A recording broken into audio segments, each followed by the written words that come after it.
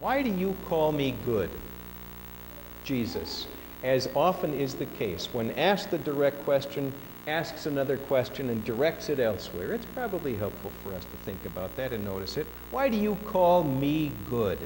No one's good. No one's good. No one's good, Jesus says to this earnest seeker. No one's good, and you called me good.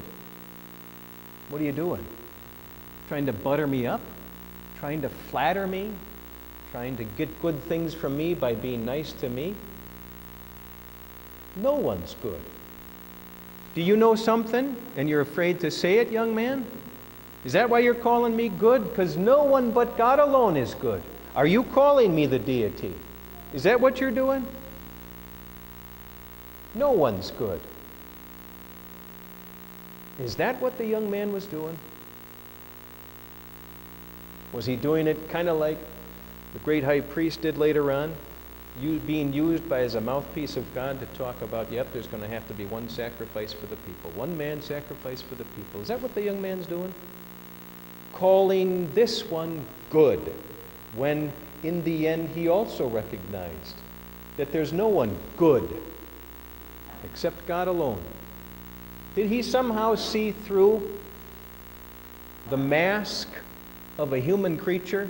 Did he somehow see through the mask of a flesh and blood human being, a male standing right there with fingers that could be touched and had healed and words that came out of real lips, not a phantasm, not a ghost? And he saw him. Did he really see this one is the incarnate, that is in flesh, Son of God? Or was he just trying to butter him up? In love, in respect. Either way, Jesus shifts it, though, in a way that it needed to be shifted.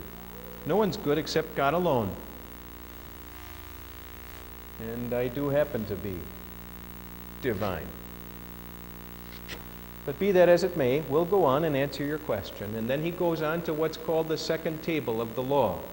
We think of those two tables of the law. You've seen pictures. Moses comes down with those two stone tablets, and the Christianity has ever talked about it since as two tables. The one table having to do with commandments, having to do with God and our expectations over against Him. And the second table have to do with those expectations over against those next to us. Jesus quotes from that second table, having to do with the neighbors. You know the commandments: don't murder, don't commit adultery, don't steal, don't give false testimony, don't defraud, honor your father and mother. Remember that this young man was coming from a culture that knew 248 positive commandments and 365 negative commandments.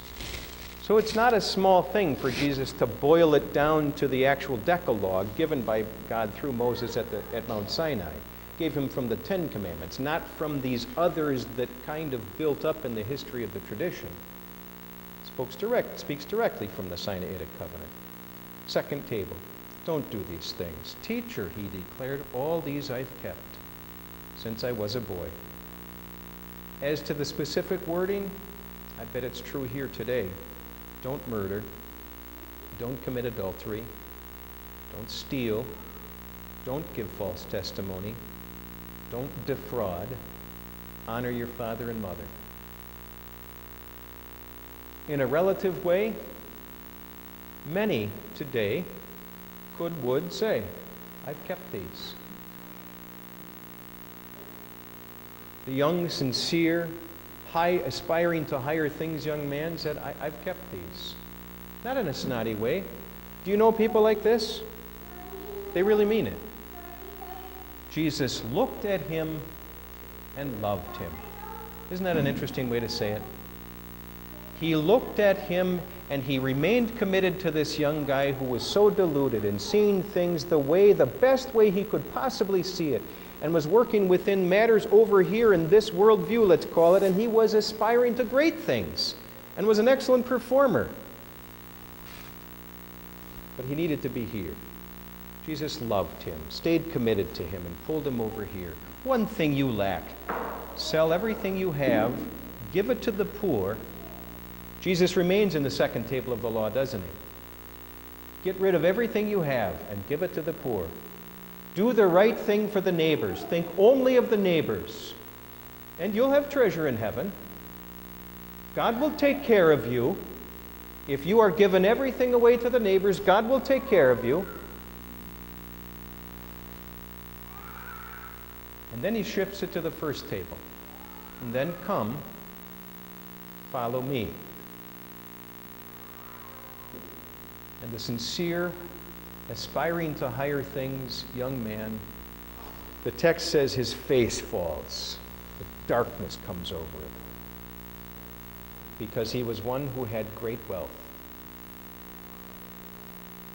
The way he was operating over here, he got shown, was wrong. He really wasn't always doing the right thing for his neighbors. Because in the end, he also couldn't recognize and didn't recognize the one in front of him as what he had said he already was. Good teacher. He couldn't recognize that this one was God and wouldn't follow him. And so he goes away, sad. Think of all the earnest and sincere seekers that you can think of. Upstanding moral creatures, the kinds we'd love to have our kids marry on a certain level. The kinds we'd like to hang around with and have as neighbors on a certain level. But think what's really at the core.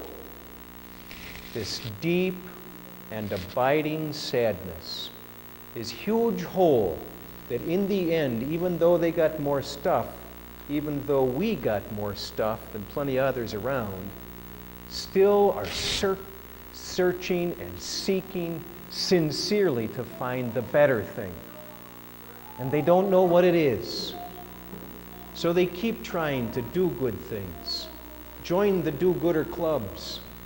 Be better citizens in our world around us. And it's a great thing, isn't it? Let's be on the record and say it's a great thing to have citizens around doing the right thing. Civic righteousness, we call it.